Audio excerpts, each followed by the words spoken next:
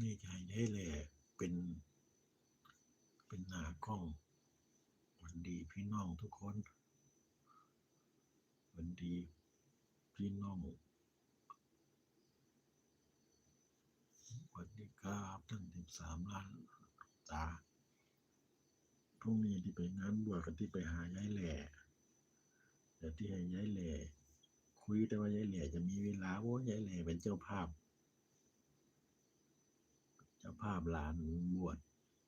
นี่ยุ่งบ่แต่ว่าคนก็งานบวชตอนเช้ามันก็บ่หลายดอกเพราะว่าเขาทยอยมากินล่ะมาผูกคอต่อแขนก็กลับจะเป็นหลายแต่ตอนรถแห่พุ่นล่ะเดี๋ยวที่ให้ยายแหล่เป็นผู้ดำเนินรายการพรุ่งนี้